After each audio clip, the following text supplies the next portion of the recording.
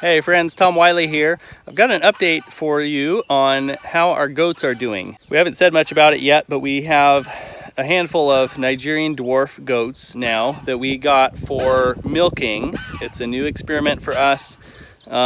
We decided to try that route while our kids are young and while we don't need a ton of milk every day right now. We also don't have a ton of time or manpower available for milking a lot every day. So we're trying it out. We tested out some milk from the person we got these goats from, and we liked it, so we're giving it a try. I did not want to get goats though originally because I've heard nightmares about how hard it is to keep them contained and keep them happy in the area you put them in and all that. And a lot of that has proven true, but I'm sticking it out for the experiment, and I'm experimenting with ways of keeping them contained, also figuring out what they like to eat. It is true, they like to browse. They like to eat, most of the time they like to eat above their shoulders, whereas a sheep eats below their shoulders most of the time. So it's cool having cattle, sheep, and goats on the same property and observing what they all eat. It's really interesting. But here's an update on some areas behind me and over there that I am putting the goats to work clearing brush, and it's been working well. I've had to put some of my labor in as well, but overall it's pretty cool watching them eat for free and me needing to put a fairly minimal amount of effort in to containing them and giving them food each day. So here you go. All right, so the goats are down in this area now. They have two of these 164-foot sheep and goat nets. So it goes all the way along our perimeter fence, down there, deep in there, where it joins the other fence and goes around this way, makes a big loop around this whole brush area. It's gonna be nice having that cleaned up. We'll see how good a job they do on it. There's a lot of blackberry in there, as well as this coralberry, I think it's called. So we'll see what they do with it. They're just kind of exploring and figuring out what's in there to start with. So we've got Rose and her babies, and then Precious, and then Minnie and her triplets are just temporarily hanging out, wandering around, while I set up a new fence. I'm thinking probably over here for them, so we'll see. All right, so this is the follow-up of what Minnie and her triplets have been doing. They've eaten the grass here, they've eaten whatever weeds were growing down there and up that bank, and then this area was pretty full. There was a big rose bush here and there. The only stuff left is stuff that she can't reach.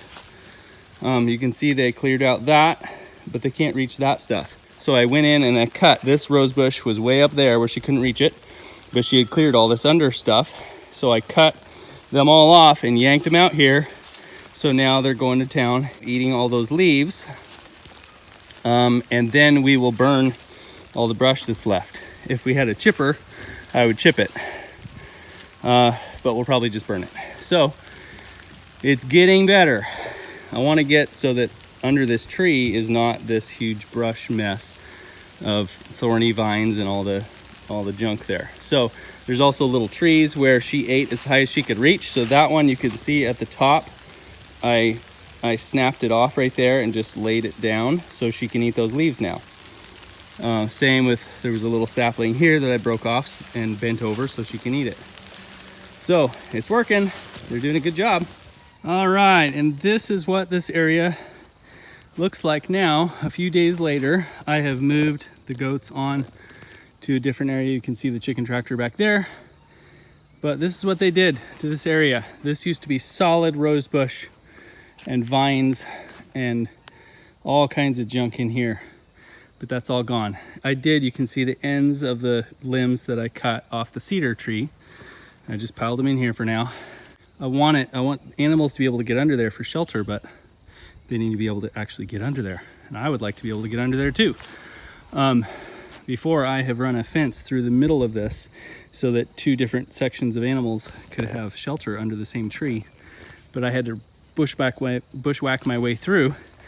But now that is way more clear. So this is what they did to this area. This was in a couple days time. You can see where the fence was right here. Eaten, not eaten. So they did a really good job. This was just one mama goat plus 3 her little triplets that are only probably 3 weeks old-ish during this time frame. So they did a great job. I need to get that net out of there, move it to the next area, but I'll get to that. This hasn't been cleared yet, so you can see the difference. Boom. That's what goats do. So pretty cool. Walking over the bridge here, we'll see what the other goats have been doing compared to the last footage you just saw. So they've been clearing. Down here is pretty cleaned up. There's just a few leaves left on the little coralberry plants and stuff down there. Not a whole lot. They kind of eat that when they have to. They like other stuff first. But they're doing a good job. They've been pressing in from the sides. And so I'll come around here and show you what I did today. See how they can only eat so high on this blackberry bush? Like there's a couple leaves in there they could get still, but that's kind of what they can reach. So you can see they cleared to what they could reach, and now it's just so thick with thorns and junk they can't get in there very much. So what I did was went in there with the machete. There was trees here. I whacked those down so they can eat those. And then I just bushwhacked a path through here with the machete. See how now they have access to the core of this area that they didn't have previously.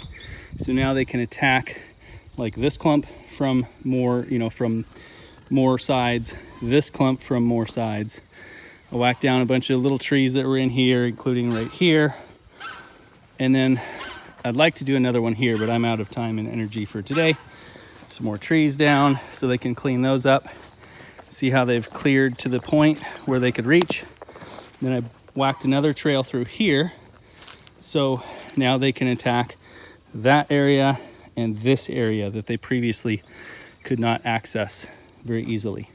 So we're getting there. Probably if I did another path through here or going through that way and maybe one down the middle here or something, I betcha they'd do a pretty good job. This is why it'd be nice to have a weed whacker with a chainsaw brush blade where you could just buzz your way through. I've been putting this off because I didn't want to do it with a machete because I knew it wasn't going to be fun, but it did work. I got it done. And when all else fails, if you don't have fuel or if you don't have the technology available for powered stuff, you can use muscle power. This was powered by lunch and it worked, and we got it done, and now they're eating for free. So that's pretty cool. Make sure and subscribe below and stay tuned for more updates on how I've been improving our grazing operations here, including some of the infrastructure that I've put in, like this perimeter electric wire that goes around the, well, I guess it's half of our interior fence here. It's going to really improve how I power up fences anywhere near this area. Way, way, way better than what I was doing before. So I'll see you in the next video.